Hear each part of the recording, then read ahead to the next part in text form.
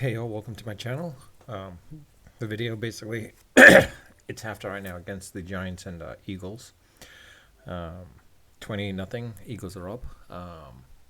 Kind of called it. I think that the Giants were definitely going to lose by at least two touchdowns. Uh, Unless the Giants somehow come back from this, there's no way. So uh, it's sad to see that the Giants are going to lose. But let's not forget that I was also right on the Jacksonville Kansas City game that I knew Kansas City was going to win.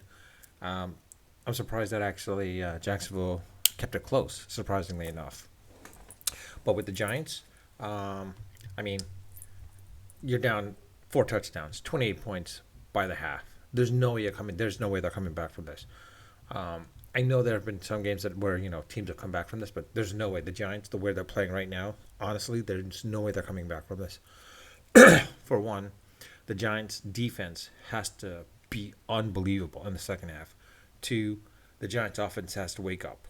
I mean, Daniel Jones, he's not going to do much. As I said, basically, he's still a backup quarterback. He's not your full blown, starting quarterback. The only person that's really good enough at this point right now is literally just Saquon Barkley. And the offensive line actually surprisingly doing well, pretty decent, actually, surprisingly enough. But outside of that, yeah, it shows that the Giants definitely have a lot of work to do this offseason. Um, but let's not to say, I'm not taking anything away from the Giants because the thing is, let's not forget, what Dable has done with this group is massively impressive. Specifically, the fact that they won one playoff game, which we thought they were never going to even make the playoffs. The fact that they won this one playoff game is impressive in and of itself, basically. But going against like the number two or number three defense in the NFL, there's no way the Giants were going to come out and beat the Eagles, as I said in my predictions earlier. Um, it's 28 nothing right now, of course. I'll say this: if the Giants do come back, I will live stream me eating or drinking two raw eggs with vinegar. I'll drink a full glass of two raw eggs with vinegar. Um, or not a full glass, but whatever, maybe diluted with water or apple cider vinegar. Actually, maybe apple cider vinegar. Um, but for that to happen, I mean, that would be a pure miracle in and of itself. But outside of that, yeah, I mean, as a Giants fan, I am happy. I am not happy, but I am proud that the Giants, more specifically what Dable has done with the lack of talent that he's had on this team and what he's done with them, basically.